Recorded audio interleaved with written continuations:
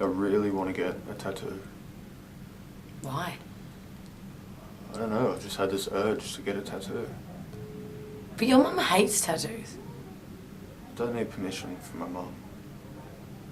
My friend Kate just got 2 rabbits on her ass. They look ridiculous. Why would I get 2 rabbits holding hands on my ass?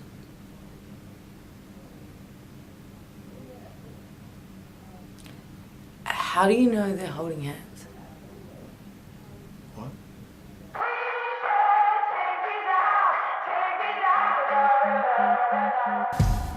My first acting gig was a film clip with Delta Goodrum. She'd written this short story based on a previous relationship of hers. It was me, it was her, we were in love, you know. There was this passion throughout the story.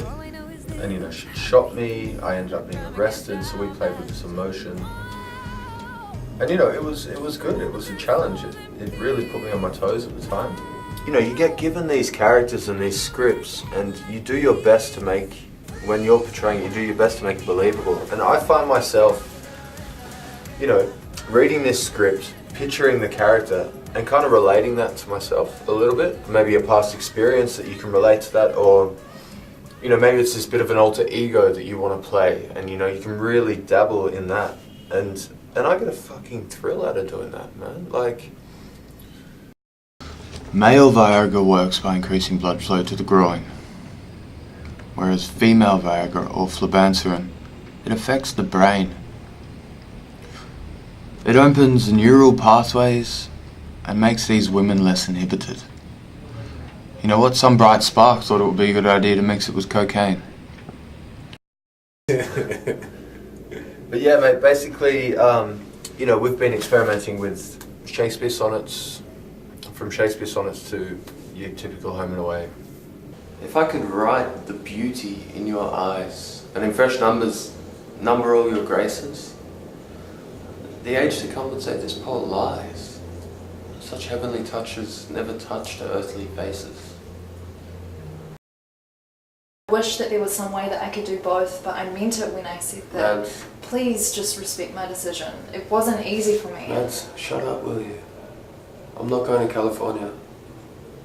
Why not? Well, when you said you weren't coming, I had to come find you. I saw your audition. I hid up the back because I didn't want to put you off, and Zanzi busted me. It was the most incredible thing I've ever seen. And that doesn't surprise me in the least, because, you know, you've always had that in you. Something special and shimmering and magical, and, you know, to even ask you to give that up, I don't even know how I thought that would be okay. You know, when you sung, everything became clear. I kind of cried. But you can't give up that job. It's what you always wanted. No, it's you that I want. It's always been you. I love you, Mads. I love you too.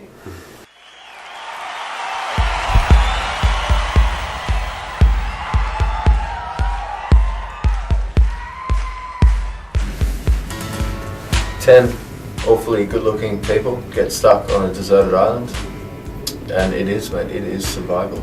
You know, certain people hold their own, other people don't, particularly when they've gotten their way through life as a model.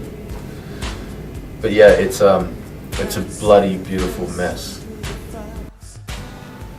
I knew who he was. I knew that was Guy Richard Spence. You know, I met him. How could I forget a face like that? And my dad used to be his lawyer. Back when he smuggled 8 kilos of heroin into Indonesia. He'd strapped it to his body. There wasn't much Dad could do for him.